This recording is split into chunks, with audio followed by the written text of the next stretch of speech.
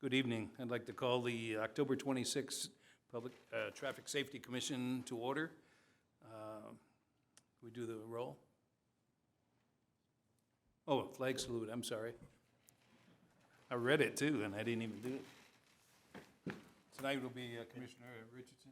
Been there, done that. Please join me in the flag salute.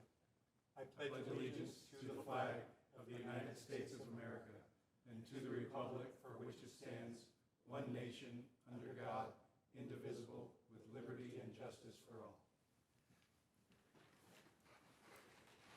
Okay, now we can do the roll. Commissioner Ackerman, Here. Carter, Here. Maddox, Here? Richardson, Here. and Sullivan. Aye. Thank Here. you. Okay, do we have any public comment? We have 3 comments on 2 different business items tonight. Okay.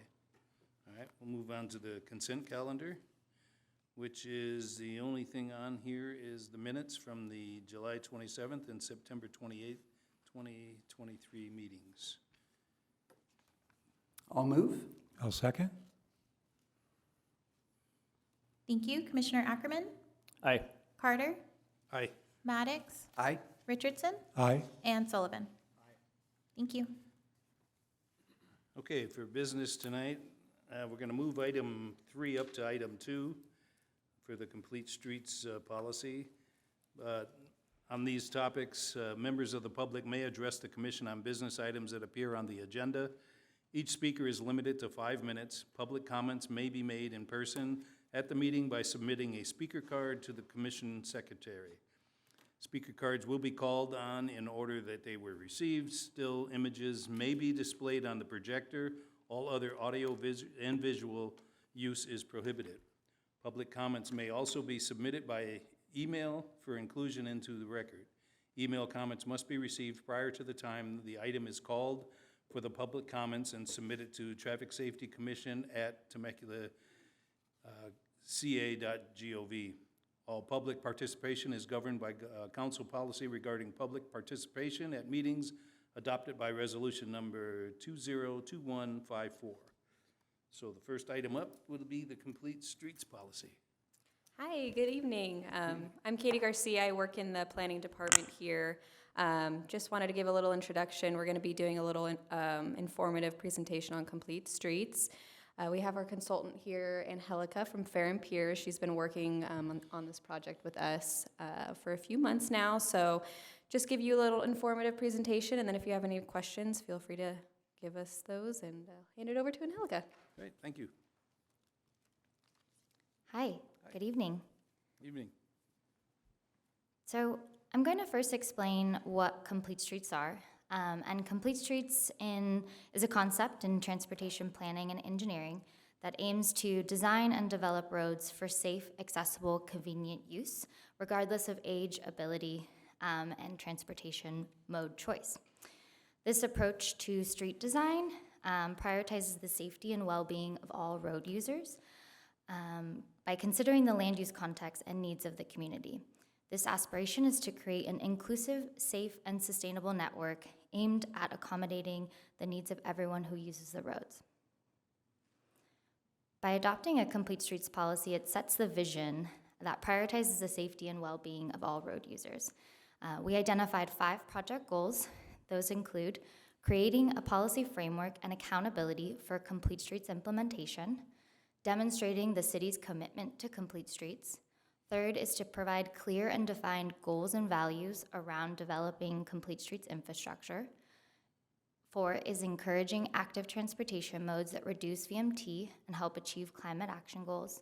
And lastly, inform the general plan update, which has already started and will continue in the new year. As part of this effort to draft the Complete Streets policy, our team has been working collaboratively with various stakeholders since July of this year. The primary stakeholder in this engagement process has been the staff working group, which has been comprised of planning, traffic, and other staff who will play a critical role in implementing complete streets. We've met once a month to not only workshop every element of the policy, but also discuss the city's current practices in roadway planning, design, and implementation, from things such as routine maintenance and CIP projects. Along with the staff working group meetings, we met with City Council and Planning Commission sub-working groups and for a formal presentation to commissions, such as this one tonight, and last week I was at Planning Commission. With all the effort of adopting by the end of next month at City Council. So before we get into the nuts and bolts of the policy, it's important to understand the background and context driving this policy. So I mentioned previously this policy formalizes the city's commitment to complete streets, but it also builds off the city's past and current initiatives aimed at improving multimodal safety on your streets. This is including but not limited to the multi-use trails and bikeway master plan, as well as the Temecula quality of life plan, which specifically calls out adopting a complete street strategy. As well as the most recent local road safety plan and an urban forest management plan. All these are aimed at improving safety and incorporating different elements of what makes a street complete. Lastly, AB 1358, or the California Complete Streets Act, requires cities and counties in California to consider the needs of all road users, including pedestrians, bicyclists, transit riders, and motorists in the planning process of transportation projects that receive state or federal funding. Additionally, all cities and counties are required to include complete street policies as part of any substantial revision to their circulation element of the general plan.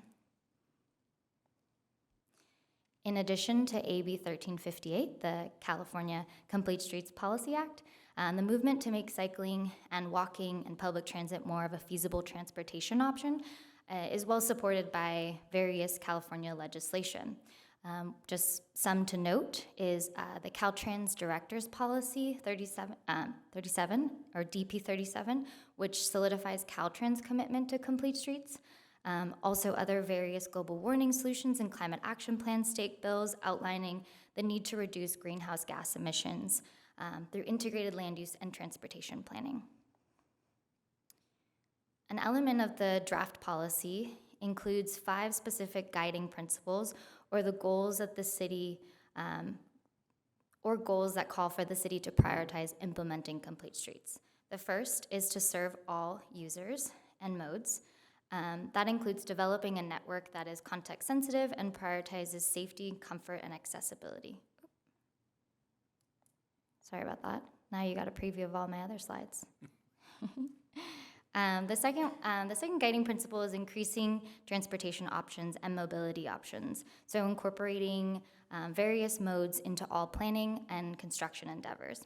The third is to establish a connected multimodal network. So what does that mean? This includes expanding and enhancing the existing network, completing missing links or gaps in the network, and appropriately sizing streets to promote safe user behavior and striking a harmonious balance between all the modes being served. Fourth is the coordinated land use and transportation, which is aimed at creating a balanced and modern and integrated transportation system that meets the needs of our current travel demand as well as our future travel demand. And then lastly, preserving the community character and health. So establishing a transportation network that is uniquely fit for the desires of the city of Temecula. So what will this policy apply to? The short answer is all streets and public right-of-way projects will be subject to this policy. I'll note that the policy does establish several exceptions for instances when integrating complete streets into projects is not appropriate. With that in mind, the city will take a context-sensitive approach to understand the current and expected land use and transportation needs of the community and given available space and funding. The policy identifies several implementation steps or directions for the city to begin and continue implementing complete streets into decision makings. I've identified a couple here on the screen that I wanted to note. Complete streets implementation is going to require continued collaboration and coordination among stakeholders.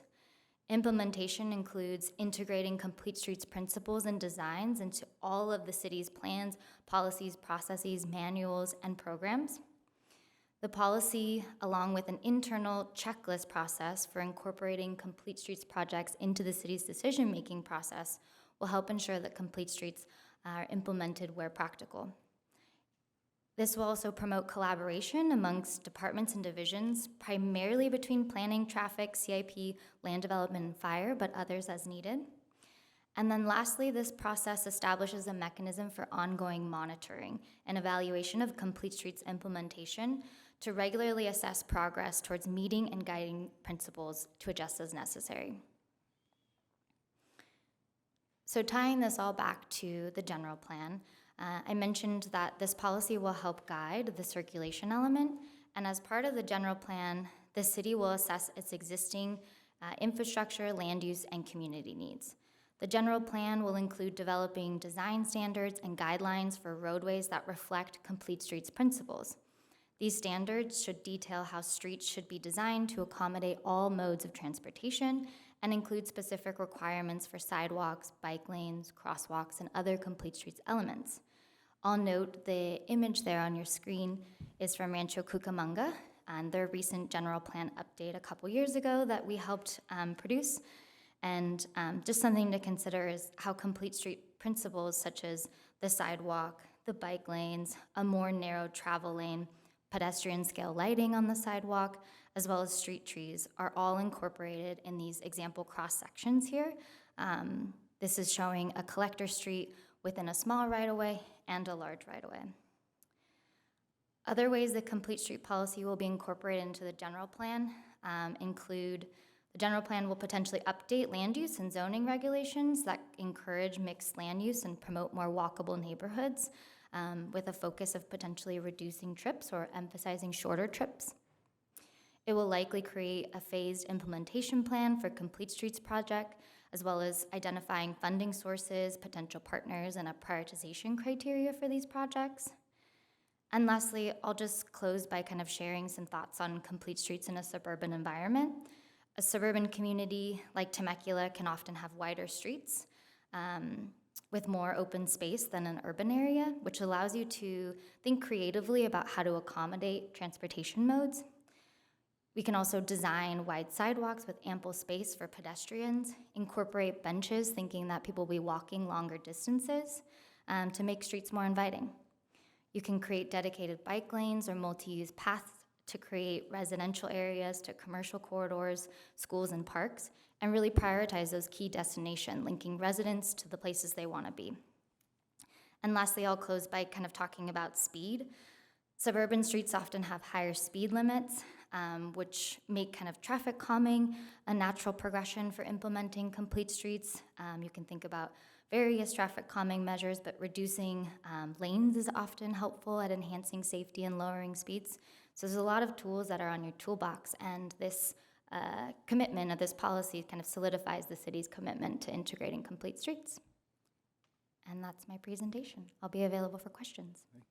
Questions? Thank you very much. This question's actually for Patrick. Patrick, it seems like all the stuff that we've approved over the last few years meets all these guidelines. Have we pretty much been in compliance with this in advance? Yes, we have been following these practices, and this document is basically to kind of memorialize what our practices have been and to give us some guidance on future use as well. Yeah, I had a couple questions. I appreciate the Complete Streets initiative. Is there an age element, I think in Temecula with kids getting to schools versus the adult multimodal, and reducing traffic, if not every kid needs to be dropped off. Is there an age element in the Complete Streets to account for kids getting to and from school? Yeah, so Complete Streets as a whole is thinking about all road users and all ages and abilities. So when we're talking about all ages and abilities, we're talking about youth being able to bike to school, being able to walk to their friends' houses, but we're also talking about an aging population, being able to age in place and be transportation independent. So we're talking about both of those things. Very good. And my final question was, I know with law enforcement, we've been spending some time in this commission talking about e-bikes, and the speeds seem pretty ridiculous sometimes. Are there e-bike considerations? Does Complete Streets include thinking along that could help guide our commission and staff and law enforcement there? Yeah. I'm particularly interested on the e-bike item that's coming today. Working with several jurisdictions across San Diego County and Riverside County and San Bernardino County, this topic comes up all the time. I think e-bikes are something that's it's evolving in nature. There's been practices set up for the various classes of e-bikes and where they can be, what sort of infrastructure they can be using. I think the enforcement piece is tricky in that. I also think educating road users on the class of e-bike that they have and where they can be is also a part of that. I don't have a perfect answer because I think this is an evolving topic and we continue to see this become a need amongst other cities. And excited to see how your city adapts to this challenge and how we can continue to share information as cities regulate this moving forward. Yeah, thank you for the presentation. A couple of real quick questions. Number one, with the city, if we adopt this moving forward, just want to confirm that this is something we're going to look to apply towards future projects, not necessarily retroactively move back and apply it, correct? All right. Yeah, that's correct. Perfect. And then the other question I had, we kind of talked about how a lot of these concepts in it we've put into practice as we've tried to reduce speed in some areas that we've noticed high speed. And now that we're going to be moving forward on a bigger scale with it, we have areas like a lot of cities do where apps like Waze and Google Maps and all that are directing drivers to go through areas that weren't necessarily intended for the traffic that they're getting, and we get these choke points. Have you noticed in any of those cities that already do it, if it has a more challenging effect on those areas, or if it's causing traffic concerns in those areas as far as getting through? So just to make sure I understand the question, you're talking about sort of the transportation apps directing users during like high traffic time on the 15 to get off on an exit and use kind of your side roads. And the question was, how will complete streets impact that? Yeah, and I think, and I apologize for the confusion, but more so, we've applied these principles in a very targeted way in certain areas that need it, but now that we're looking citywide with it, have other cities had run into problems where traffic slows down for people kind of traveling through the city, where they have higher the traffic? implementation of Correct. complete streets principles. Yeah, that's interesting. I've heard a couple thoughts on this. First, our roads are generally classified into level of service, right? So the amount of delay that a vehicle is experiencing on a roadway, and we have a kind of standard of what we're willing to allow that delay to be. One of the critiques for implementing complete streets is saying that added 2 seconds of delay could actually mean the difference of a person's life, which has socially an incredible value. So that's kind of one side of the coin. I think depending on what type of infrastructure is installed, you could see some delay in traffic. However, I think the city has continued to prioritize the right infrastructure and the right placement. And so I tried to touch on this a little bit in the presentation with thinking about context-sensitive solutions. So potentially on some roadways where you do want to prioritize vehicles moving through as quickly as possible because that road is primarily going to serve vehicles, then maybe that's not the best placement for a bike lane or enhanced sidewalk. One of the approaches that we've been talking about in this policy and potentially to be incorporated in the general plan is identifying what's called a layered network approach, so identifying which streets, which mode should be prioritized. And that's something that we're going to continue to have the conversation in as the general plan comes forward. But that's one approach that jurisdictions like the city of Temecula, who have a large population of people who rely on driving, approach kind of that network of prioritizing modes. Wonderful. Thank you so much.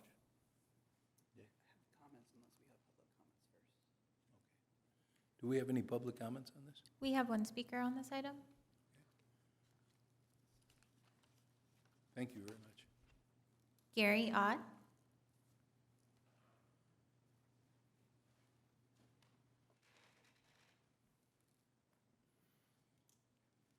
Thank you, Chairperson Carter and Commissioners. Gary Oddie from Bike Temecula Valley. Okay. I usually am, when I come here, I always get to compliment Director Thomas about the lowered speed limits, and I want to also thank the commission on your focus on lowering our speed limits in the city. That's something that you're going to get with the Complete Streets policy as you move forward with it. But I would like to talk a little bit tonight about severe injuries and death to pedestrians struck by a vehicle. It reaches 10% at an impact of 16 miles per hour, 25% at 23 miles per hour, 50% chance at 31 miles per hour, 75% chance at 39, and 90% chance at 46. In the last 12 years, fatalities for people walking and biking have increased by 60%. National Safety Council estimates more than 46,000 people across all transportation modes were killed in motor vehicle crashes in 2022. That's the equivalent of a plane crashing every single day for a year, a level of catastrophe that's completely unacceptable. Now, luckily, there's a suite of solutions that we can implement that across the country and here in Temecula that can save lives. And chief among them is construction of better bike infrastructure, pedestrian infrastructure, and facilities. And Complete Streets includes all of that. Our question tonight is, as you advance this up to City Council, will we be complete on our Complete Streets? Will we not leave that chance that we had an opportunity to make this safer and we didn't do it? So what I'd like to do tonight is just remind you of two things. First, in the QLMP, we don't only have the Complete Streets that's going to go into the general plan, but we also included from the American Bicyclists, the League of American Bicyclists, the criteria for a bike-friendly community, which basically one of the criteria of that and the main theme of that program is to have safe and stress-free active transportation. So there's a lot of things embedded in that general plan that focus on pedestrian and bicycle and mobility safety. So I remind you of that, and I'm just going to leave you with these two thoughts, that as we advance this, the two themes, speed kills and paint does not protect. Thank you very much. Thank you. Any other comments? Did you have any? Yeah, I do have some comments. Wanted to thank our presenters for the report. I did a little comparison to some of the Smart Growth America policy scoring criteria, and it was amazing how many of those you managed to hit with the report while still being very customized to Temecula. I appreciated that. It's a very well-balanced policy, I believe, between meeting our state requirements but still telling our local story. Sort of in the spirit of what our last speaker was saying, I do have some recommendations. I know this is receive and file kind of late in the process, but I found the policy very engaging, and this seems like the best time to give my feedback on it. So I was going to hit a few sections of this policy with suggestions. Starting with the background section, I love how we kind of weave in all most of the city planning documents that support Complete Streets in here, like the QLMP and the Trails Master Plan.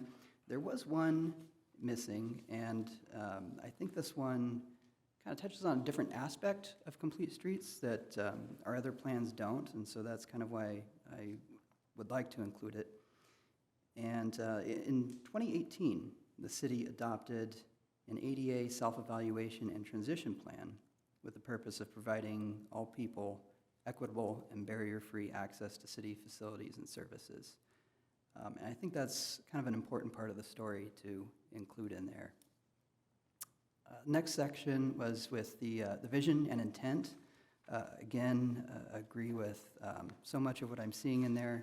In this section where it says the policy directs city decision makers to consider all transportation system users when making decisions.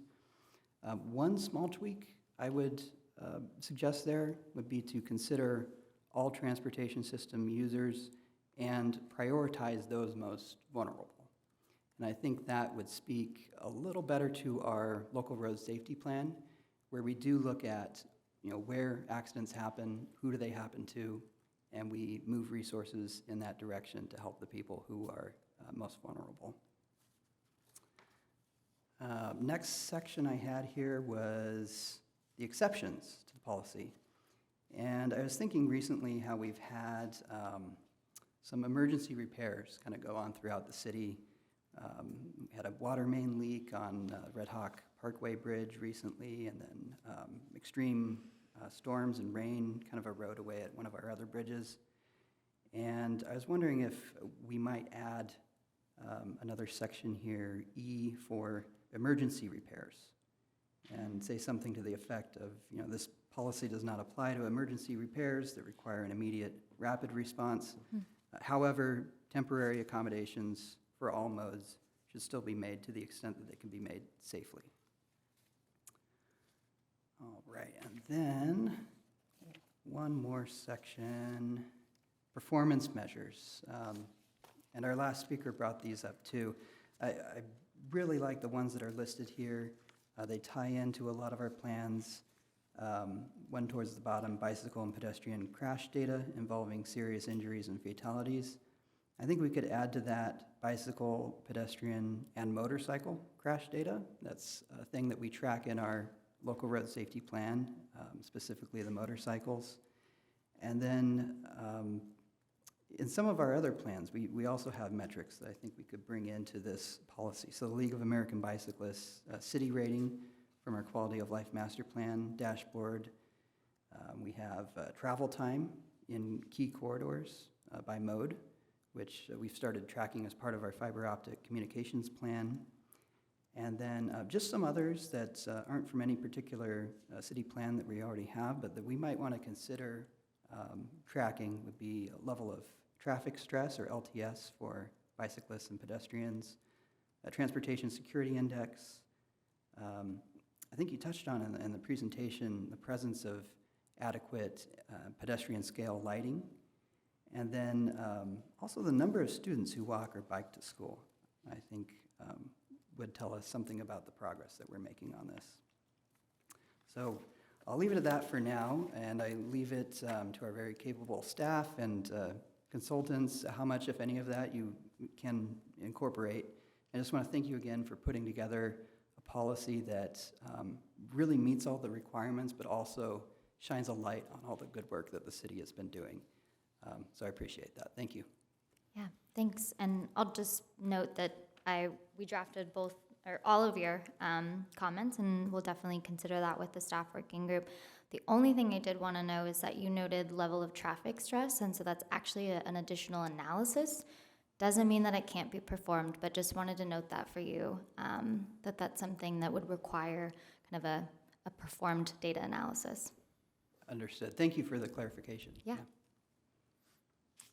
Any other? Go ahead. Yeah, so as far as comments, I think as I sit here, I realize that sharing the roadway system does not mean sharing every roadway, and I think you spoke to that a little when you said, there are vehicle primary roads that would not necessarily prioritize the bicycle mode. And I think to Gary's point speaking, where we have identified a road that is going to be perhaps a bicycle primary road, we could do things like separated bike lanes or protected pedways, where possible on those priority roadways. So I think if we rethink this, that, again, sharing the roadway system doesn't mean sharing every road. That kind of changes the paradigm. So where Gary and his people are getting their roadways that are protected in a way that protects the cyclists and the pedestrians, and other roadways are prioritized for vehicular traffic to get them through the system as quickly as possible. I think that's a neat way to think about this. So I just wanted to say that appreciate the work you're doing and the work you're doing, and I think it can all be harmonized together in what we are doing. Thanks for that. Any others? Thank you very much. It was very thorough, and I'm sure there'll be more. Thank you.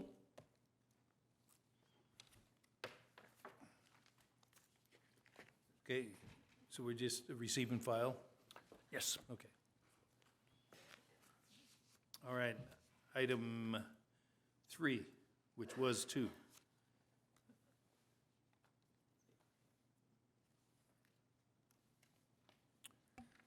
Thank you, Mr. Chairman and Commissioners. The presentation today is for all-way stop analysis on Camino Piedra Rojo and Perón Drive, Avenida Bicicleta.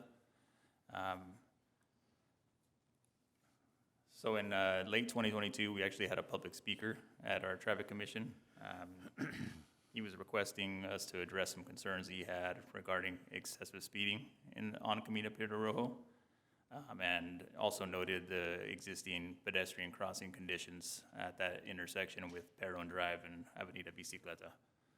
So, based on his request, staff performed a field review of the area and determined that an all-way stop with some pedestrian controls could be considered at this intersection.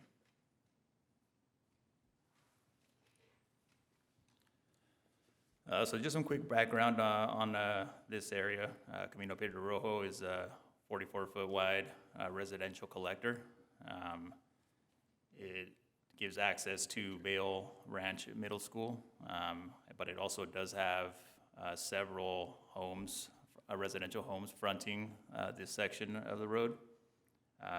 They do obtain about 4,400 ADT. Do we have a clear photo, or am I going crazy here?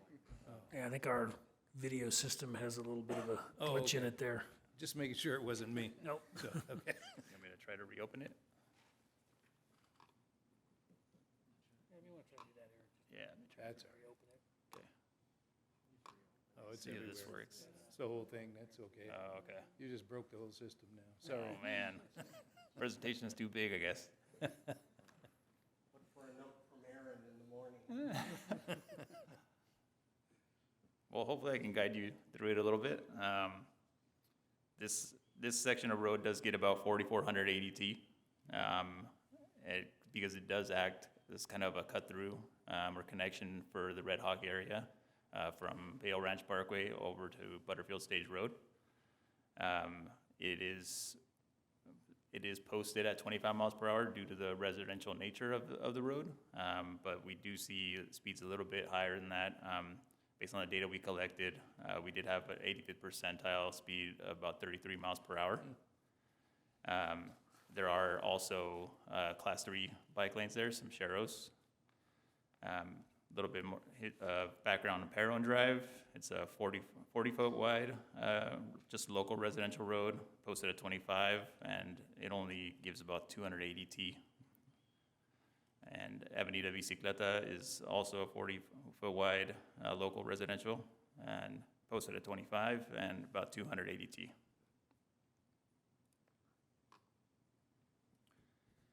So during field visits to the intersection, staff did notice some high volumes, mainly during school pickup and drop-off times in the morning and afternoon. But we also did notice the uncontrolled crossing at this intersection. It is currently striped for a crosswalk, but there's no control on it as far as a stop sign or a crossing guard provided by the school district. So that was a big concern for us. We did, based on what we found out in the field review, we did do some collection of data so that we could perform a multi-way stop control analysis. That included some intersection volumes using our streetlight data software, review of the collision history, and an evaluation of sight distance at the intersection.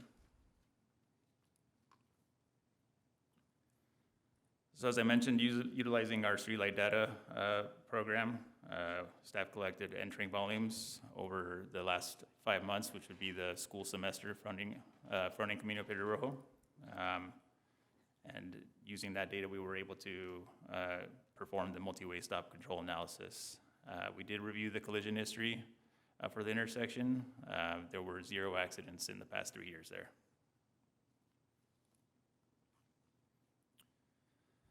So as part of the multi-way stop control analysis, we did perform a sight distance evaluation of the intersection. This is of Perón Drive.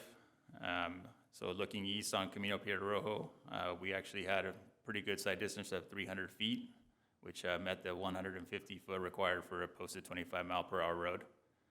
Looking west on Camino Piedra Rojo, we a little bit less, but we still met the requirement with 220 feet.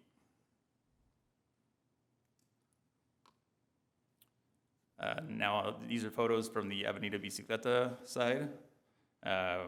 Looking east on Camino Piedra Rojo, again, we were able to get the 150-foot required, 225 feet, and looking west, 200 feet. I did want to note, though, that during pickup and drop-off, there are a lot of cars parked there, which could affect the visibility in the area. We still met the requirement, but it is a lot more difficult for people to see around that corner. So staff did perform a multi-way stop warrant analysis of the intersection.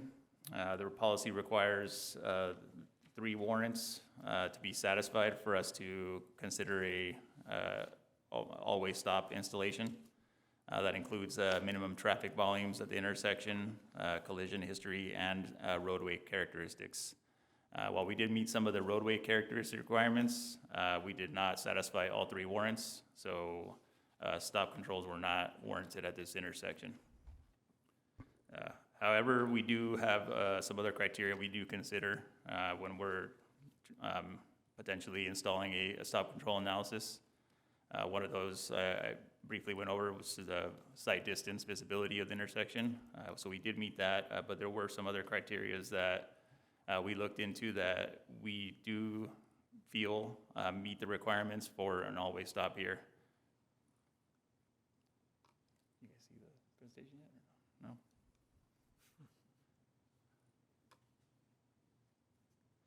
So a few of those that we were able to review based on the other criteria are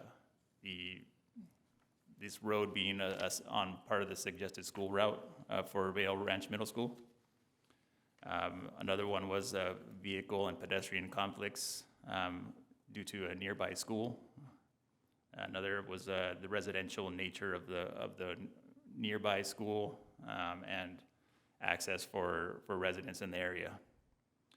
Also, another one that we considered was the high ADT on this street. Like I mentioned before, it is classified as a residential collector due to its cut-through nature, but there are several residential homes that do front the home, so that we did consider that when we were doing our review.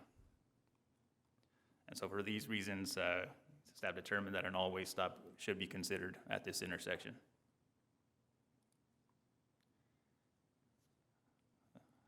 Though this slide, I can't see it very well, but this is kind of just showing the existing condition of the intersection. Shows the existing striped crosswalk on the east side of the intersection. Like I mentioned before, there's no control at this intersection for stop controls or a school district provided crossing guard.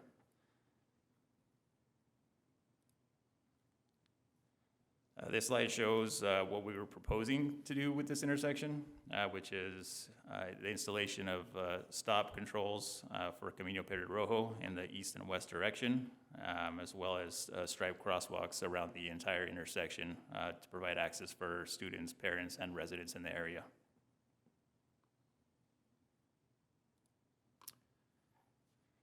So with that, staff's recommendation is that the commission recommend to the city council to adopt a resolution establishing multi-way stop controls at the intersection of Camino Piedra Rojo and Perron Drive, Avenida Bicicleta, and recommend staff to implement striped crosswalks at the intersection pending city council adopting the multi-way stop controls at this intersection. And with that, that concludes the presentation, and I'll open it up to any questions you might have. Got a couple. So as I understand it, Vail Ranch resident kind of brought this to us as a public comment about a year ago. He had spoken about circulating a petition for stop signs around his neighborhood.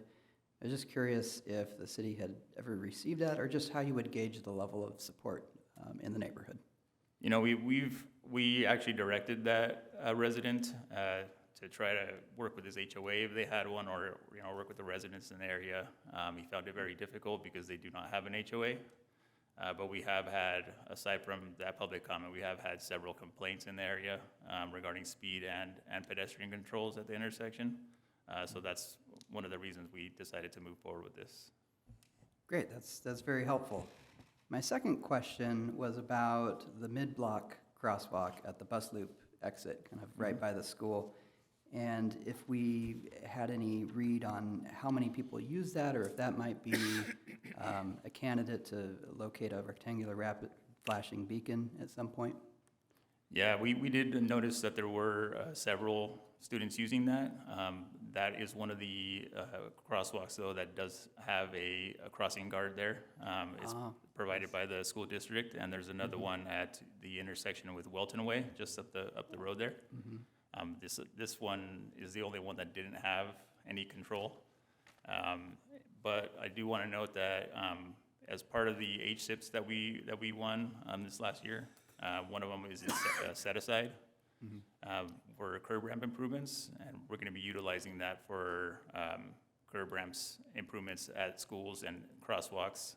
And the one you mentioned is actually one of the ones we're considering because there is no existing ramp on one of the sides. So it's definitely something we can look at as far as the RFP goes as well. Excellent. Thank you so much. Yep. I noticed on our agenda you have two separate recommendations. So do you want two separate motions on these, or can they be combined into one? They can be combined into one. They can. Yeah, the reason for the two is the all-way stop must go to city council for approval. Right. And then the crosswalks, that could be approved at the commission level. All right, when all questions are resolved. Right. Because I can't see putting crosswalks in without the stop signs, especially with the visible, with cars Yes, yeah, parking there. that's true. Yeah, we wouldn't do that without the Okay. all-way stop. And just to, I guess, further expand on Commissioner Maddox's question too, kind of about the noticing and any other public input on the implementation of this. So this will go to council, so there will be an opportunity if anyone wants to come and speak at the city council. So there will be another opportunity to provide input if anybody wanted to do that. Okay. Yeah, so after so many years, we all think alike. I was going to ask about the resident outreach and a survey. I know in other places we've done that to see, do the people that live here, are they amenable to having it? So I'm glad that's being discussed and considered.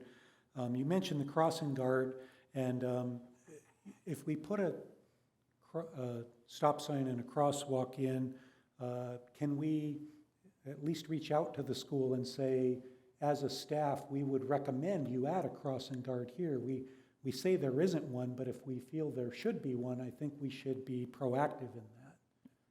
Yeah, and we've been proactive on several other crosswalk locations. It's just the school district does have a difficult time filling those positions. Sure. But it's definitely something we can note to them and recommend that they do implement one. It's just gonna have to be depending on whether they can fill the role. Yeah, it seems like the staff should have a priority list of if we could put crossing guards, here's our 1 through 10. Yeah, And so that they have something to work with, right? Yeah. And they're looking at that. that's a Very good idea. Okay. Any other questions? We get a motion? I would like to move approval of items 1 and 2, along with the additional recommendation Commissioner Richardson gave about contacting TVSD and recommending a crossing guard. Yeah, and this being a safe route to school is pretty much all the justification I need to second that. If it has the secondary effect of discouraging cut-through traffic, then all the better. So I'll second. Okay, roll. Commissioner Ackerman, Aye. Carter, Aye. Maddox, Aye. Richardson, Aye. and Sullivan. Aye. Thank you. Okay, our next item is the electric bicycles feedback. And we do have 2 public speakers on this item, Mr. Chair. Okay, we do that first. Okay, Good to go? yes, All right, thank you. thank you, Mr. Chairman. Good evening, Commissioners. This presentation is in regard to electric bicycles, or as we all know them as e-bikes. This presentation, we're just going to provide a little background on what e-bikes are, and the main purpose of this is just to kind of solicit like feedback from you guys. So we're not going to dig in too much onto items, but it's more of a discussion at the end. So a little background. E-bikes are, everyone knows, gaining popularity. There's just a huge increase in complaints and accidents with e-bikes. Local jurisdictions are going to be responsible for implementing and enforcing policies going forward. So that is why we kind of want to get some feedback from you guys. Oh, looks like everything is fixed, so we can actually see this slide, which is going to be helpful. So just a little bit of the California e-bike policy.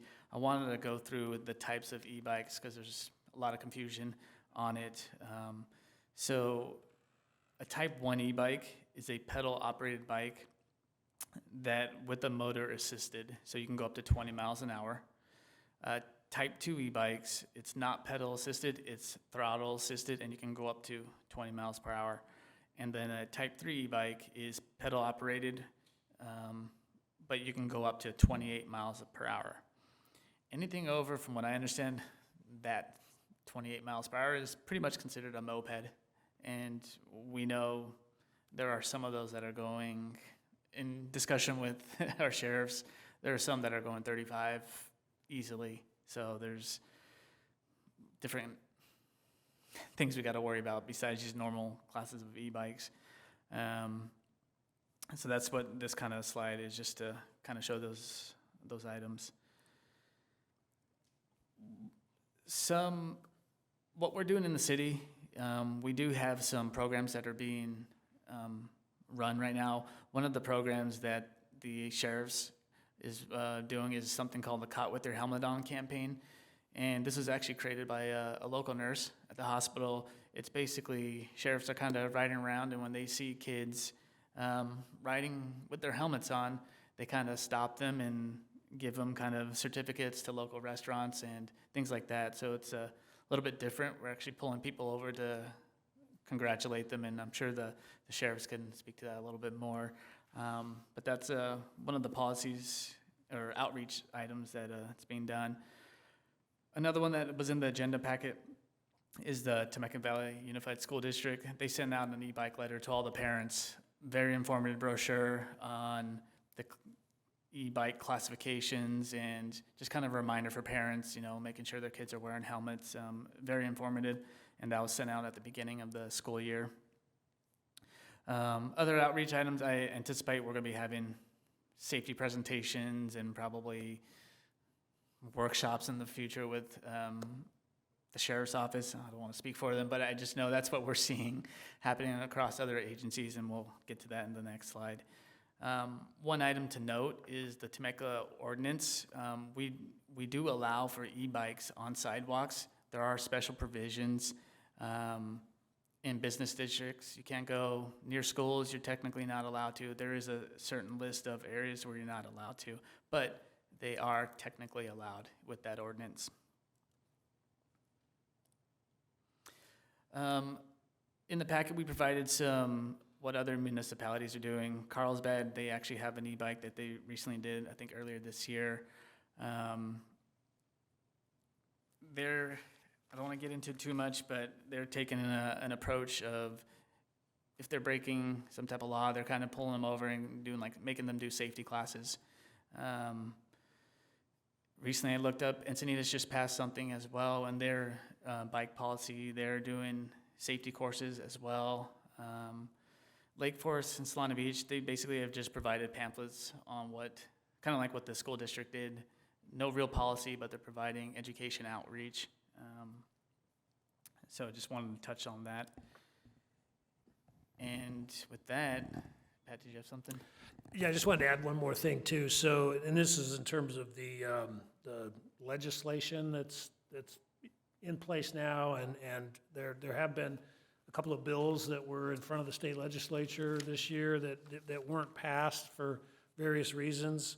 but the chart that Nick had up there that shows the different classes and speeds and things like that, that was kind of established based on the current state legislation, which is Assembly Bill 1096. It was passed in 2015, and that established those different classes of bikes.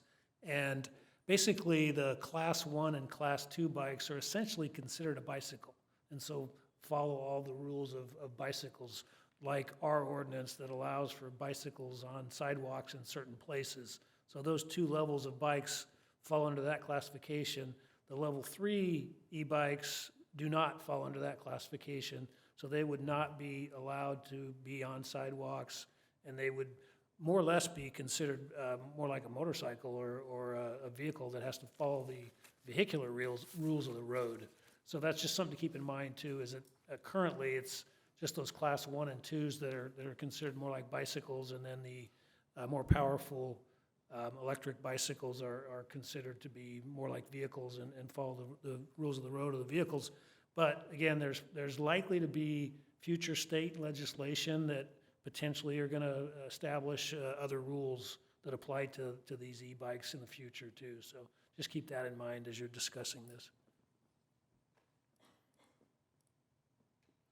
And with that, we're just ready to open up to kind of feedback and discussion and listen to hear what you have to say. Yeah, I mentioned last meeting, as a coach at Great Oak High School, I see bikes moving, I would say 40 miles an hour just through the school parking lot. So I would really like to see us as a city lean forward and have some kind of school engagement program specifically on the e-bikes, as opposed to waiting for a tragedy to happen and then we're reacting to a tragedy, trying to get something in place. I say, let's get ahead of it, engage with the schools. A lot of our e-bike riders are students, and I think with the proper proactive education type program, we can really make a difference on this before it becomes something, a tragedy we're reacting to. And on that point too, so in the packet there was the letter that the school district sent out, and the school district, from what I understand, and the sheriff's department folks may have more information on this as well, they've been looking at establishing some kind of like even a permitting program where kids would have to go through like a training class and get a permit in order to bring an e-bike onto the school campuses. I don't believe that's actually in place yet, but I know the district has been talking about that and working on that. And we'll be having further discussions with the school district folks too as to what they're doing, and we'll be coordinating that with what eventually we come back. I would imagine you're going to see this coming back to you probably early next year. Yeah, I'm grateful for the opportunity to address this topic. As president of Wolf Creek, I've reported in the past we've had several serious accidents and injuries with e-bikes, and it just has gotten to the level that Wolf Creek even asked our city attorney to draft a letter to the city because people are getting hurt and hurt often. In the last year, there's been 3 major accidents reported to us that were not reported to police, only because when they came to our meeting and we inquired, there was no way to identify the e-bike or the kids.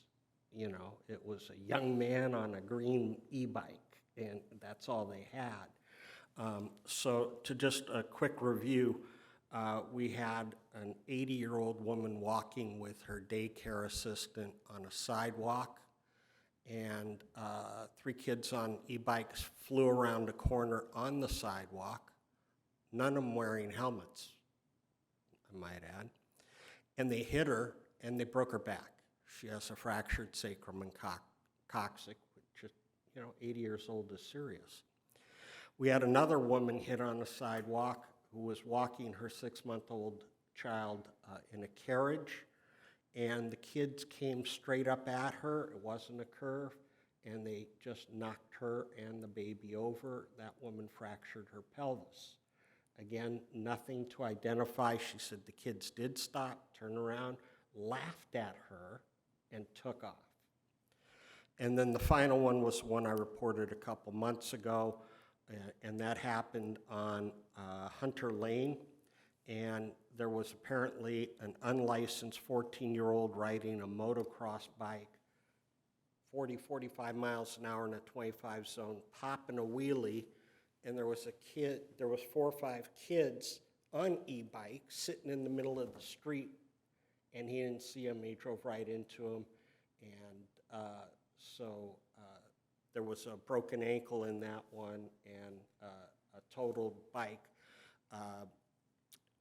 One of our former board members rushed out, said he was calling the police, and parents were there in 2 minutes, picked him up, took him away, and there was nothing left to report. So I think that we need some way that those bikes be registered. When I was a kid in LA County, I had to have a registration sticker on my bike.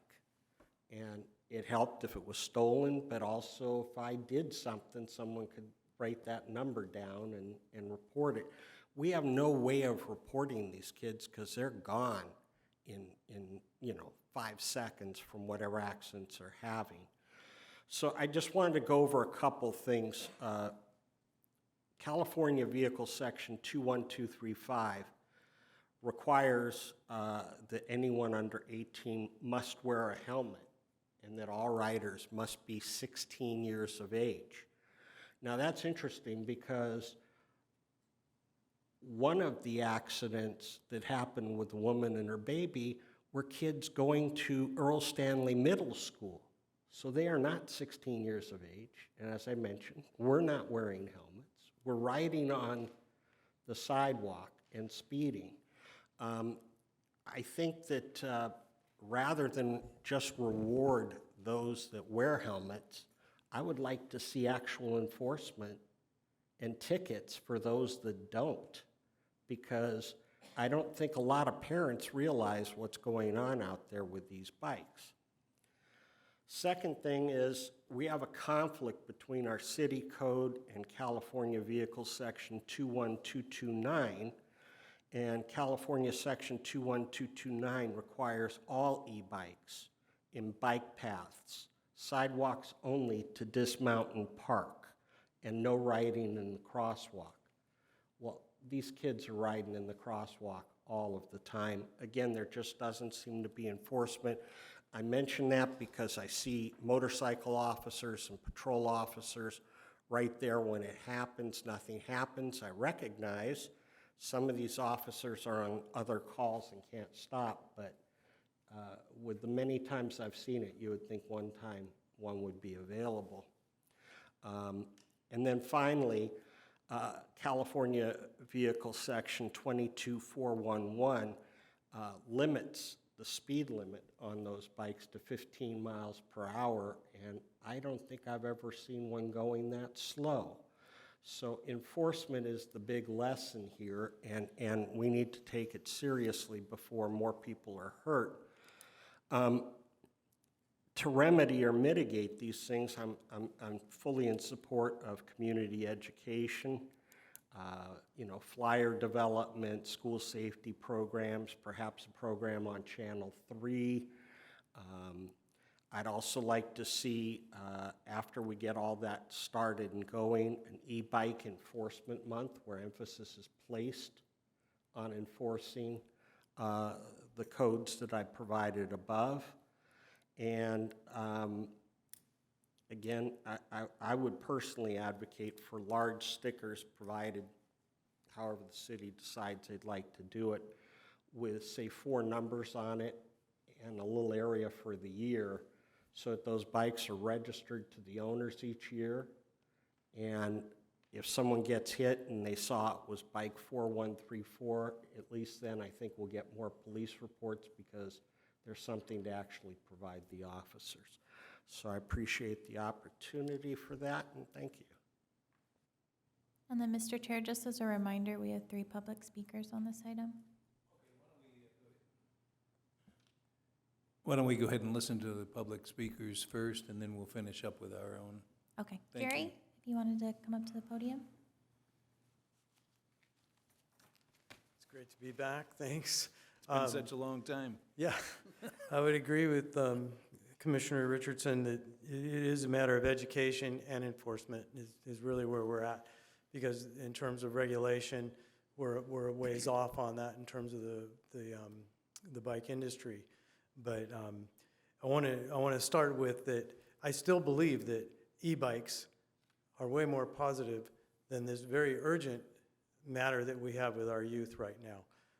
They are a very, very positive aspect to active transportation, getting people out riding. So I want to start with that. I did want to let you know that I am working for Bike Temecula Valley with Temecula Valley Unified School District, and I've also done a few things here with the city and let you know what we are doing, and it'll help you out a little bit. First, we are implementing a bicycle ed program in Temecula Valley Unified. We're working on that right now. We're in the process of it. We've had meetings with the safety department at TVUSD, including the SROs. We will be doing, starting off our bicycle education with assemblies at all elementary schools beginning in November. And so BTV personnel, district personnel, and SROs will be presenting bike safety information at those meetings.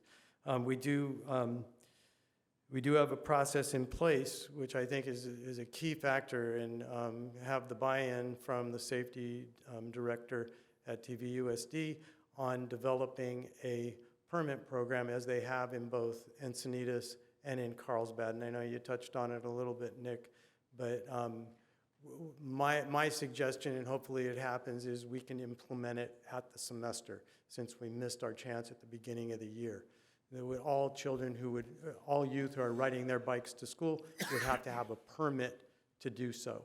And then we could tie in the enforcement to that. And in applying for the permit, they would have to take a bike safety and e-bike safety course. Also, Caught with Your Helmet On is now a part of Bike Temecula Valley, and we're really working with that program as on the positive end. They're also working with PD and traffic, SROs, and CHP. And then BTV is currently completing an application for a contract class here at the city through community services to have bike education through our contract classes. We're also in conversation with community services to provide bike rodeos, safety type things at city events and specific events. And so I'll leave you, I think I've got everything covered there. Thank you very much. Very good, thank you. Hang on just a second, we have a Gary, question. can you come back up for 1 second? First off, thank you for all your involvement in these issues.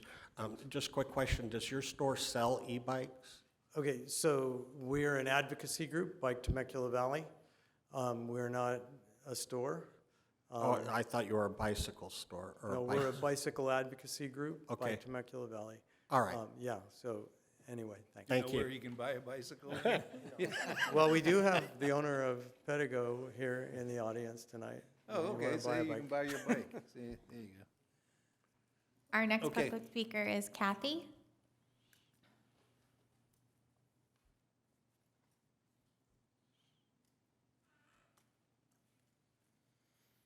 Good evening. Good evening, Commissioners, City staff. My name is Kathy Sizemore, and I'm a longtime Temecula resident, and I am one happy e-bike owner. I've owned my e-bike, I purchased it from Pedigo here in Temecula, and I've owned it for almost 2 years. And I have to say, I hate to say it's life-changing, but it has been life-changing for me. It has opened up a whole new world for me. I used to love riding bikes when I was younger, and I rode them for exercise in my early 20s. Had 3 kids, and well, this is what happened to me. So I knew physically I was never going to ever ride a bike ever again. And then the owners at Pedigo encouraged me to get on an e-bike and try it, and it opened up a world of recreation for me. Finally, I was able, in an unfit state, to ride a bicycle on the hills in Temecula. I could leave my house on a bicycle and know that I could make it home because I had that motor to assist me. And then once I finally took my bicycle on the Santa Gertrudis Trail here in Temecula, that just changed my world for transportation. I can get on the Santa Gertrudis Trail right over to the stores off of Nicholas and Winchester, do shopping. I've ridden it to Trader Joe's. I have bags I attach to my bike. I run local errands. I don't even like to go to Old Town now unless I'm on my bicycle because it's just so easy to park my bike at the bike rack here at City Hall and just walk around, go to the farmer's market. It's really been an opener for us. In our household, my husband and I share one vehicle for personal transportation, and because we have our e-bikes, there's times my husband, I gotta take the car and go out to Menifee. That's okay, I got my e-bike, I can go ahead and ride it to Old Town to meet my daughter for lunch. I'm good, I'll just ride my e-bike. To the point where we've had conversations where we've decided we will always be a one-car family and 2 e-bikes because it enables us to get around, we save gas, and we feel like we're doing our part to help traffic here in Temecula. That's 2 less cars, potentially not on the road at certain times. I would caution our city to be real harsh on banning e-bikes or creating any kind of rules to do that. There's plenty of us e-bike riders that we're safe. I don't want to die. I don't want to get hit by a car. I wear a bright neon vest, a helmet, gloves, glasses so I don't get bugs in my eyes. I just need something to not get bugs in my mouth. If there was something for that, that would be nice. I understand, I see plenty of kids riding their bikes and it worries me. I would say my bike does go less than 15 miles an hour. If you're going 15 miles an hour on an e-bike, it's probably rather uncomfortable. For me, I usually am going around 9 miles per hour. I've had it up to 20 miles, but that was when I was going downhill on Meadows. And it was very uncomfortable. And I think if I ever got my bicycle up to 40 miles per hour, it's great quality, but if I was going 40 miles per hour, probably just wheels would fall off of it. Because when you are going 20, it's fast and it's shaking. As I looked at the material in your agenda packet, I had a couple of things I wanted to note. Carlsbad's legislation, it was very long. It was 3 pages long. I would caution us to do something that long. They very clearly defined a lot of different types of mobility vehicles, but they defined so many with such lengthy definitions that when I finally got to read the regulations, I was like, oh, what was that one again? I had to keep flipping back and forth.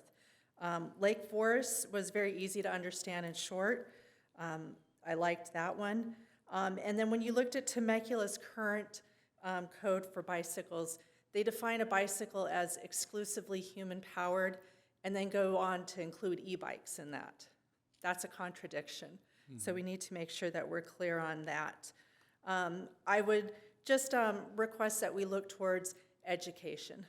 I love everything that Gary said with Bike Temecula Valley. I know we have partners here in Temecula, between Bike Temecula Valley. We have bike stores that would help us. I know when I purchased my e-bike at Pedigo, they were very helpful to give me booklets that had information on the rules of the road. Like Gary talked about, when I was in elementary school, we had to get our little tag in Orange County for our bike, and you had to pass a little obstacle course, and you got your permit to ride to school. Those were rules that I remembered, even as an adult. Had to refresh my mind on, is that left or right? Well, what was the direction? I had to refresh that. But I would ask that we maybe pursue a path of educating versus banning or removing the ability to ride e-bikes. Okay. Thank you. Our next speaker is Chris. Hey, Chris, or Gary, I just noticed, Chris, you can come on up. I just noticed that we cheated you out of 2 minutes after Chris, if you have anything else. I think we only put you on for 3 minutes. Wasn't our fault. I just happened to notice it, so. I was talking real fast there. Okay. All right, Chris, thank you. Thank you. Commissioner, city staff, emergency personnel, thank you for the opportunity. So I do represent the other part of the demographic. I hear, there is issues surely with youth and e-bikes and that does need to be addressed. But like Kathy and Gary, I would caution against over-legislating this issue, because while it affects the youth, it can also affect us. My son would ride mountain bikes. He was part of the Temecula Valley mountain biking, and he had me ride with him. And I, at that time, had a normal bike, and going up and down the hills on Butterfield Stage like to kill me. I wasn't going to make it. And I would never think of riding to Old Town on the bike, because I'd be afraid I'd get down there and not be able to make it back. With an e-bike, I can do that, and me and my wife actually do enjoy that. And as she stated, it ends up being our secondary mode of transportation.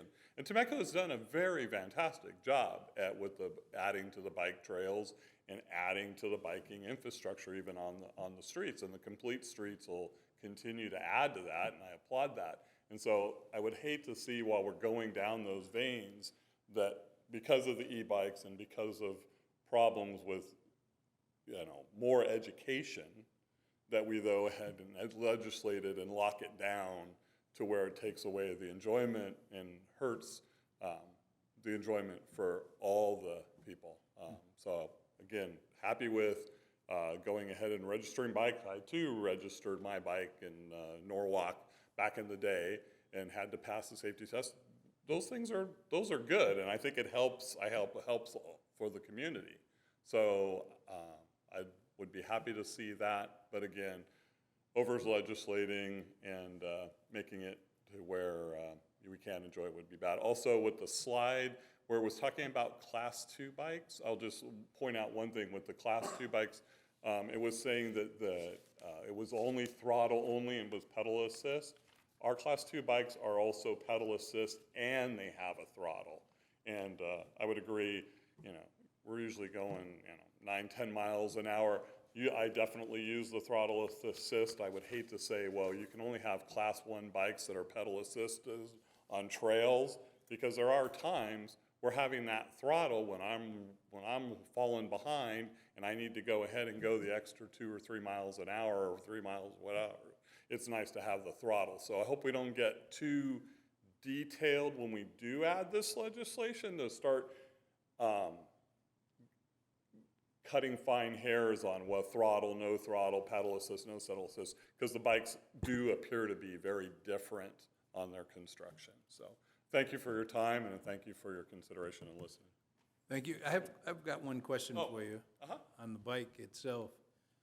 If 3 of them were sitting here, would I be able to pick out one from the other as far as the classes or types, 1, 2, or 3? Oof. I think you could pick out a Class 3 bike, is my understanding, and it would probably be best to ask the people that actually sell e-bikes rather than myself. Oh, okay. If you don't mind. The bikes are all labeled with the different classes. Right on the frame, there's a sticker that tells you what class it is, so it's easily identifiable. Okay. The Class 3 bikes, you can tell because they're going fast, and they look like little motorcycles. Right. Bike. Yeah. Okay. Thank you. Okay, thank you. Any other public comments? No, no one else. Okay. Dave? All right. Well, I appreciate all the comments, and before I get too far into explaining why I support the use of Class 1 and 2 e-bikes on the sidewalks, I do want to acknowledge the comments from Commissioner Sullivan, because I agree with points of that as well, that increasing the vulnerability of pedestrians is not a good solution to addressing the safety needs of bicyclists. Cars, bikes, pedestrians, 3 very different modes of transportation traveling at different speeds, and it's the speed that's really the problem. And so the best thing that we can do as a city, I think, is continue our efforts to deliver the necessary and safe bicycle infrastructure that is needed across the valley.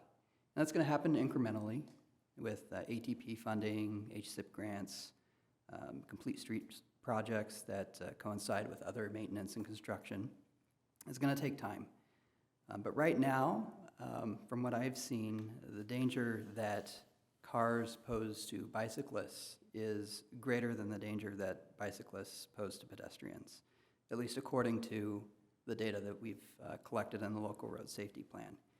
And so I would be in favor of a very cautious approach, not to recommend regulation so limiting as to push people away from e-bikes and towards riskier modes of transportation. And I also don't want to push kids, teenagers to be more dependent on their parents for transportation, especially for single-parent households, dual income families in which the parents don't necessarily have the time to drive their kids to and from school and sports and other activities. So with all that in mind, I guess my recommendation would be that the City Council consider just very modest changes to the Temecula Municipal Code. Some of these were brought up by Kathy Sizemore. I noticed the contradiction in section C1 of that bicycle ordinance as well.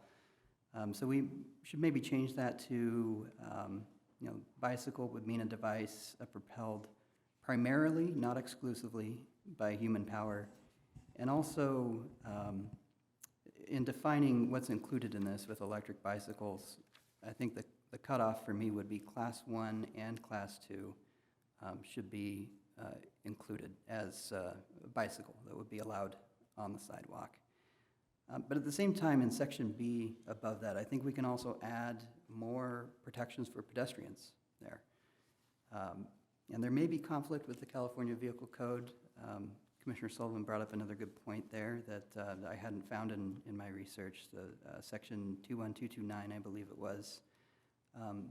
But if it is possible for us to amend this in a way that's similar to how this year's bicycle omnibus bill set parameters for how vehicles are allowed to pass bicycles on the road, if our municipal code could specify a minimum clearance, maybe a maximum speed when bicycles are overtaking and passing a pedestrian, I would prefer to do that unless, of course, California Vehicle Code overrides that and requires a dismount.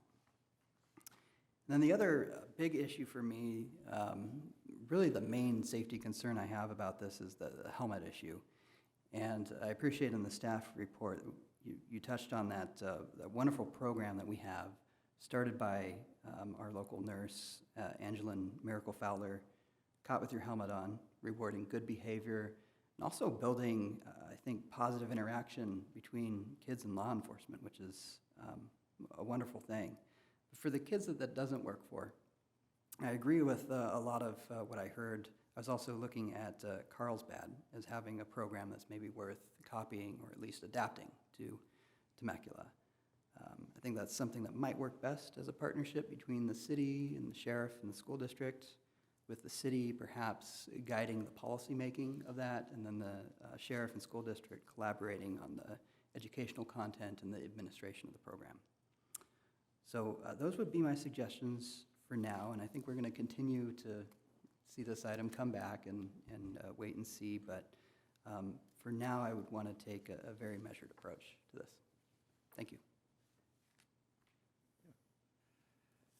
Yeah, a lot of good points have already been made. I just want to say that I think this is a good topic that for us to start discussion on. I think that this isn't something we should just wait around and see what happens. E-bikes are not going to go anywhere. They're just going to become more available to people, more prevalent. I would like to see our policies updated, our sidewalk policy updated to become more clear with that, because there is a lot of gray area in it right now. And then I really agree with what Commissioner Sullivan said, that, we've got a positive approach with the Caught with Your Helmet On program. I think that's great. I think we need to be pushing for more enforcement, especially with our youth. Being a parent of 2 middle schoolers, I see it every single day. And then being a firefighter, it just makes the hair on the back of my neck stand up. And the enforcement side of it is not something that I can personally say I have ever seen in place. I've never seen or heard of, within my kids' friend group, of these things being cited. And I'm not necessarily pushing for the punishment side of it. I'm pushing to be able to get the message out that it's not accepted in this community, that we're going to enforce safe behavior. That's why we have these rules. And as we look at amending our policies, updating these sidewalk policies. That only matters as far as people are aware of it and people understand that it will be enforced. And then as far as the education goes, when we get to that point, I think the Channel 3 thing's good, but I think if we're targeting the youth, we need to be looking at social media and looking at the school districts as well. So all that to be said, I'm glad we're working on this.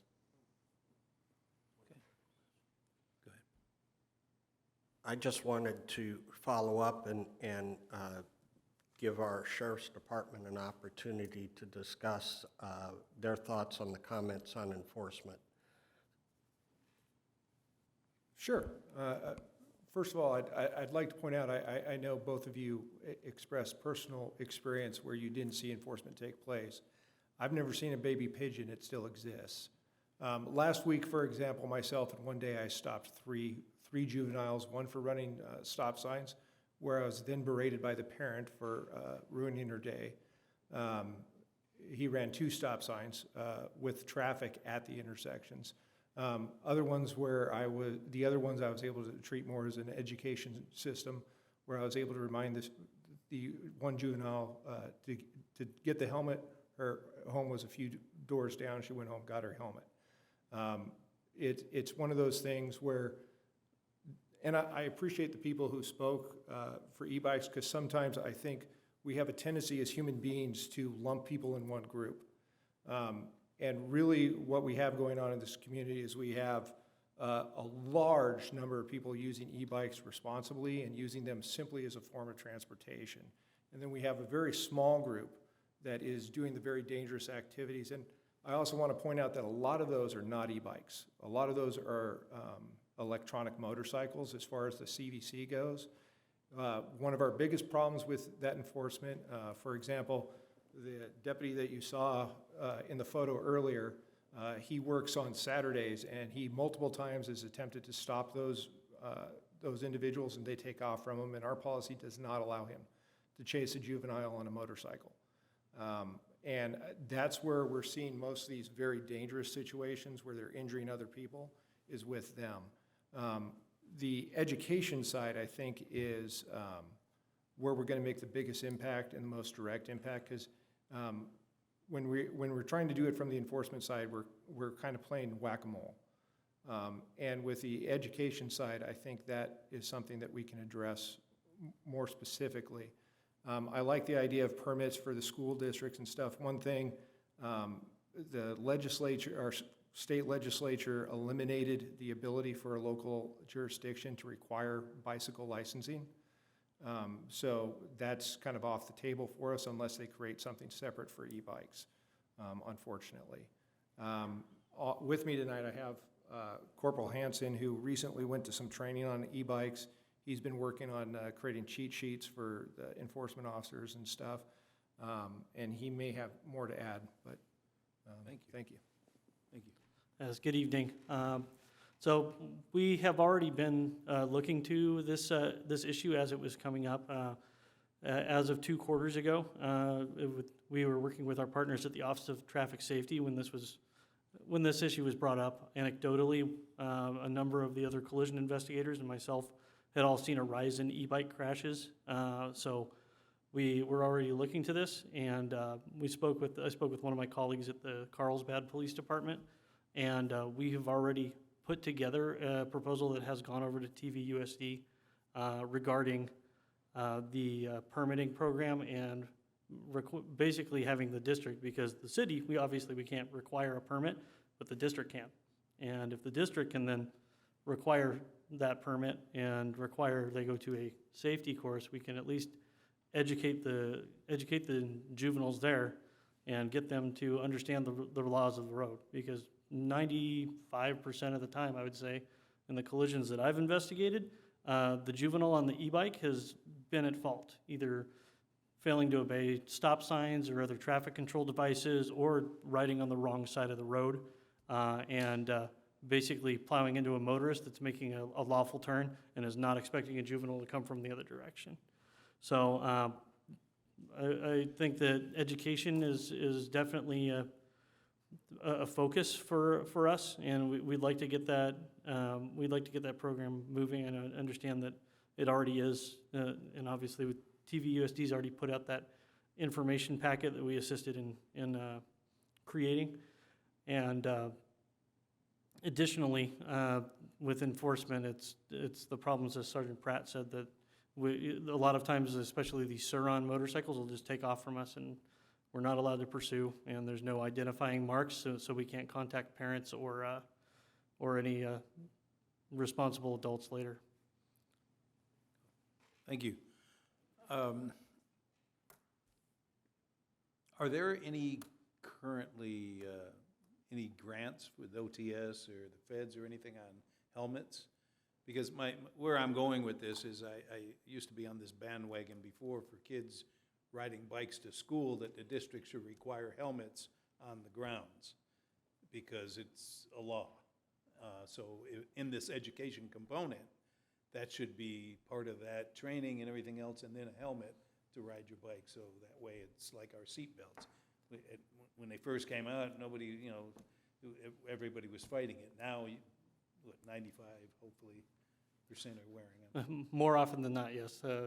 People are complying with seatbelts, but no, we have in our STEP grant, the OTS STEP grant that was given to us. We have certain portions of it that are earmarked for training and education portions that we have already implemented some bicycle safety training and training and safety programs. Most recently, we partnered with Marietta School District and Dorothy McElhaney Middle School to talk to about 900 students there about bicycle safety to improve safety in that area. We're still working with the district here and obviously want to hit all the schools in our district to also continue those programs. Right. All right. Thank you. Obviously, you know, this was the discussion part, but it'll definitely keep moving. This is, you know, there's a lot of moving parts to this, and we want to stay up with the legislation and everything else. And Just one more comment. I'd like to also thank Kathy and Chris for coming and talking tonight. You know, to hear that e-bike is not just recreation, but it's actually a transportation mode for your family, that's really insightful. And I think that trend's only going to continue for the citizens of Temecula.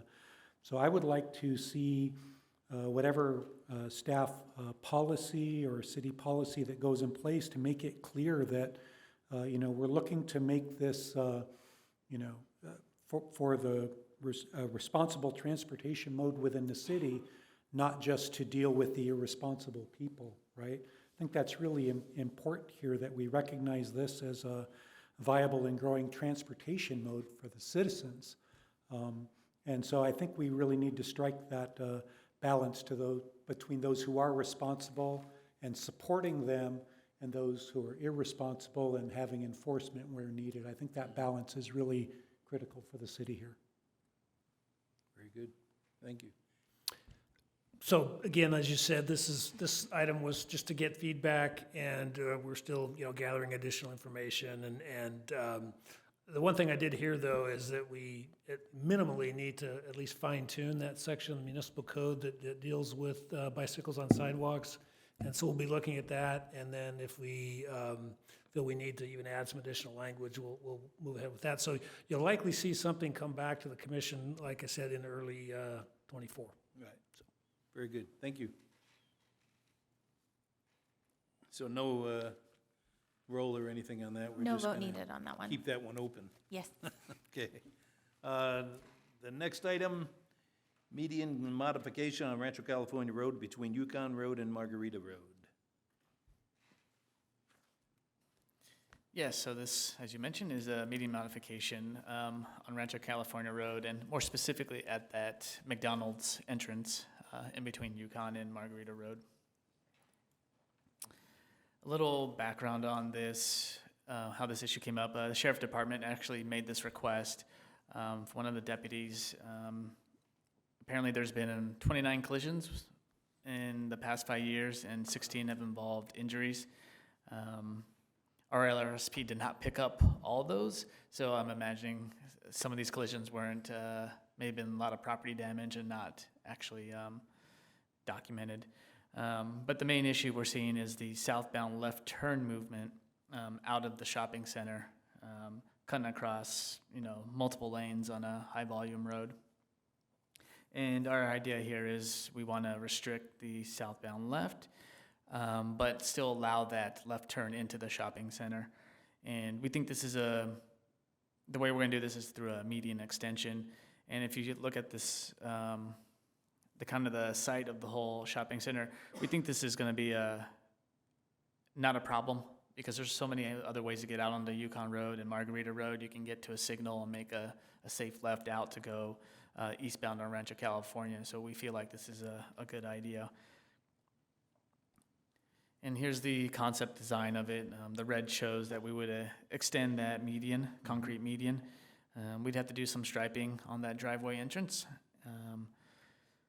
But all in all, it's a pretty simple project to complete. And with that, we're seeking a recommendation from the commission to approve the proposed median modification on Rancho California Road between Yukon Road and Margarita Road. Okay, great, thank you. Questions? Was there ever any consideration to just making a no left turn there? Removing the left in, the left into it. No, no. The left turn coming out. In other words, that's what you're trying to stop. Yeah. Wouldn't it just be easier to post a no left turn sign? Yeah, we did, but we know what happens with people. They will still go right through that. Yeah. Just like if there's a pork chop, you can do pork chops, at the driveway. People drive over that all the time. So a median's the only way to really discourage this. Is that what they call those pork chops? Yeah, pork chop island. Wow. I'll move the item if there's no other questions. I had a question, actually, yeah. I believe, if I recall correctly, we had a little bit tricky of an issue with the traffic signal timing at Cosmic Drive and Yukon as part of that, the whole overhaul we did there. Do we anticipate this having any appreciable impact on that? No, I think just the amount of traffic, it's just going to be an unsafe movement, no matter coordinated or not. Those type of signal issues wouldn't affect how people were exiting that, I wouldn't believe. Yeah, what I noticed going into that, or leaving that parking lot, is that if there's traffic, you're better off just going out of the parking lot where you have the light at Cosmic, and taking the light right or left. Because coming out of there and trying to go across that westbound traffic, it's crazy. Yeah, it's a tough move. And just to let you know too, we have several other examples of where we've got the left in only and that median extension there that does not allow you to turn left out on the major streets. That was going to be my next question. Yeah, so I'm glad to hear that we're tracking those. And I know also, just, the five of us, as much as we try to have our eyes on the road and our ears on the ground, and we're not out there all day like our patrol officers are. So just wanted to send my appreciation that way and say that this kind of recommendation is very welcome. So, thank you. I just had a question. Did this require any coordination with the shopping center? I will say that's one of the paving in that shopping center is some of the worst in town. If you want to go look. So I see you painting yellow marks in their parking lot. We will have to let them know we're going to close that left out. That's mainly why we don't want to close the left in. That would probably create a huge problem. But in terms of fixing their pavement, I would say we're not going to. We'll bring that to their attention too when we go ask them about the striping, yeah. All right, did you have anything? No? Okay. So on that, we'll take a motion. I've made the motion. Okay. And can I get a second? I'll second. Okay. Thank you. Commissioner Ackerman, Aye. Carter, Aye. Maddox, Aye. Richardson, Aye. and Sullivan. Aye. Thank you. Okay, and item number 6, reschedule Traffic Safety Commission meetings for November and December to December 7th. Is that do I have a motion on that? Oh, is there a presentation? It's pretty self. Nope, that's pretty straightforward. I'd like to see slides and. This is to cancel November's meeting and move the December to December 7th. I'll move it. Second. I'll second that one too. There we go. Thank you. Commissioner Ackerman, Aye. Carter, Aye. Maddox, Aye. Richardson, Aye. and Sullivan. Aye. Thank you. Okay, Director Report CHP, number 7. Welcome. Thank you, appreciate it, Commissioner.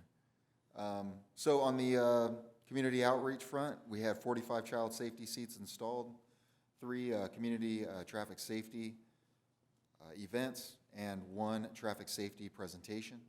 We had 845 citations issued last month, 1,499 enforcement contacts. DUIs, we arrested 51 DUI, and 11 of those were out of DUI TCs. We continue to be vigilant in our enforcement effort throughout the Temecula area, and we'll continue with that. Thank you. Thank you, sir. Any questions? No? All right. Chief's report, Police Department. Good evening. You?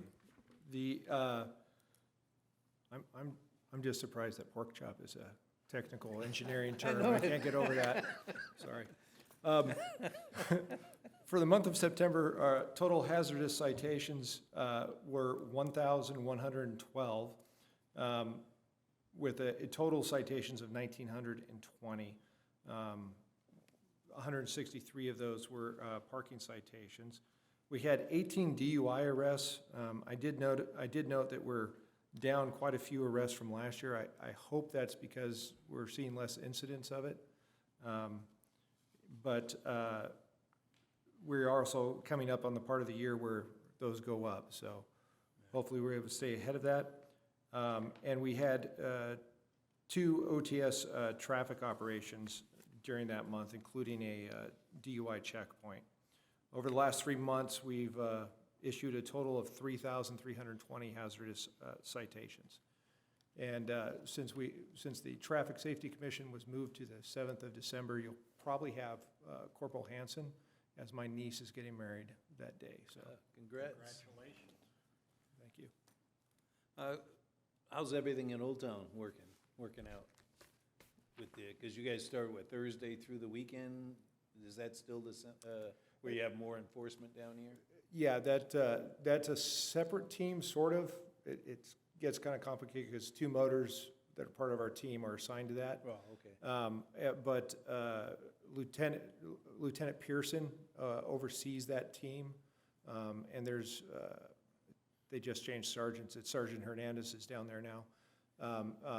But I know the stats for this year in Old Town have been better than the last 2 years. I think part of that is we have an enforcement component that's specifically assigned there. Yeah. But also, I believe we were kind of a draw during COVID, and I think that's kind of drawn back a little bit. So we're getting less of the out-of-towners. Oh, okay. Great. Thank you. And Patrick. Got a couple things for you. So first of all, our residential slurry seal project was bid out, and that'll be starting next month. And that includes 4 neighborhoods: Los Ranchitos, Vail Ranch, Lake Village, and Rancho Vista. So we'll be doing a lot of slurry seal work next month.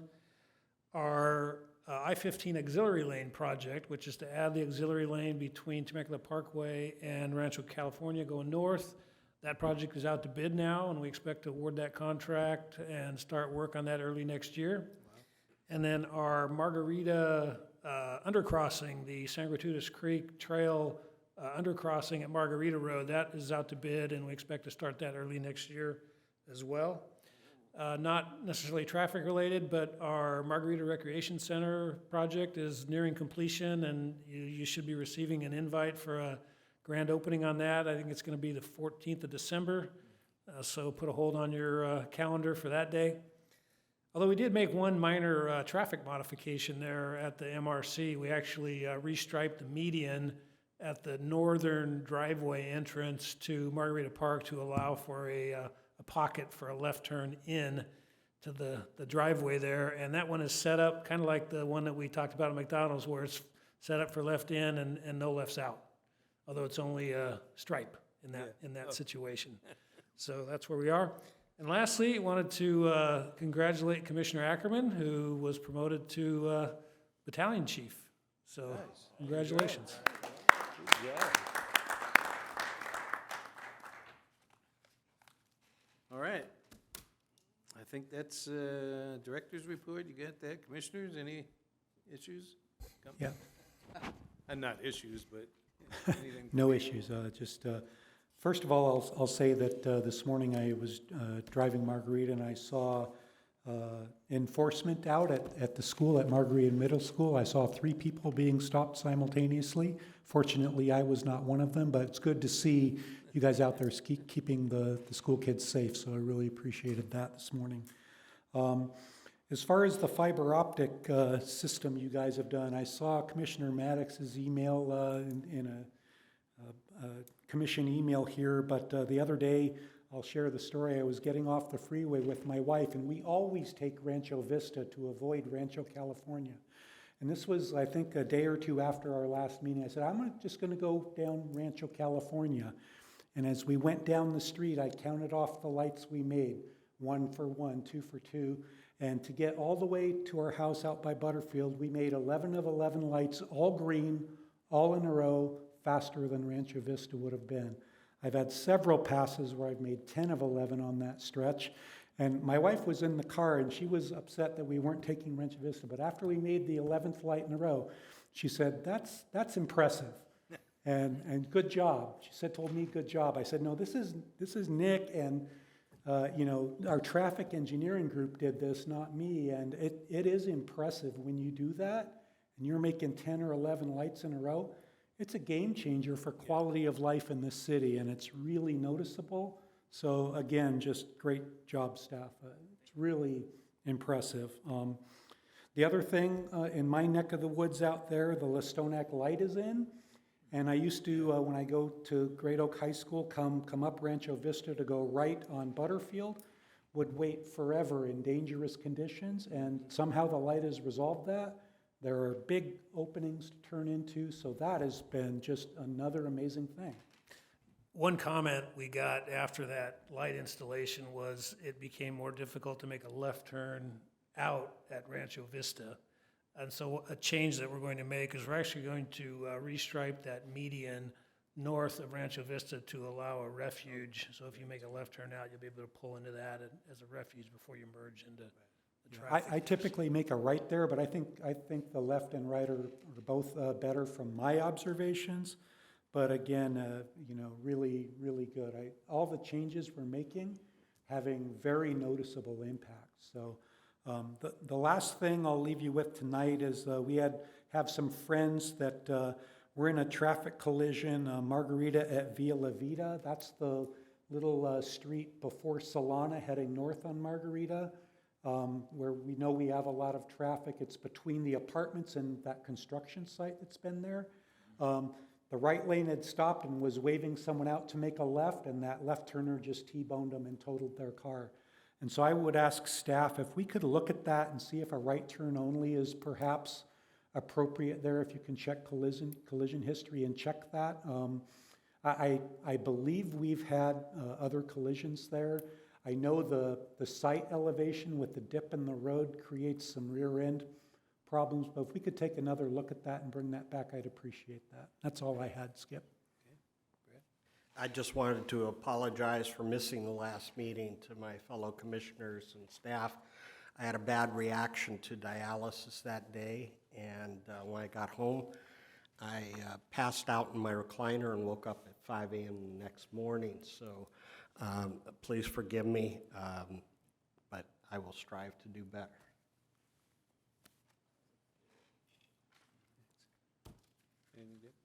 I just want to point out, kind of going off what JR said, with the fiber optics project, when you presented that last meeting, I mentioned on Temecula Parkway there, turning towards the Albertsons and all that there. Since mentioning it, I've kind of been watching it a little more, and it looks like it is working well, so kudos for that. And then I was just curious, we had the public comment at the beginning of the last meeting regarding the new apartments going in over near Via Montezuma there. Did city staff get a chance to go out and look at that site at all or consider anything with that? Yeah, we've looked at that, and there is, because it's under construction, it's somewhat unusual now with the construction. There is construction vehicles and whatnot that are parking on the street there. What we thought we'd do is wait until the apartments were occupied and then evaluate it as to what the, longer-term impact may be. And if it is gonna be fully used by the residents, then we may need to look at some kind of time limit restriction on that street. Okay, awesome. Just wanted to see if we were looking at it. Thank you. Yeah, when I went by there, I looked at it, there's no telling how many parking spaces they'll have on site. So it looks like probably one per unit or something, so it may cause an issue later on, but yeah. So Yeah. I can't see how you could do anything right now. Right. With all of this construction. Anything else for the order? All right, we're gonna adjourn this meeting until December 7th. Good night, thank you, guys.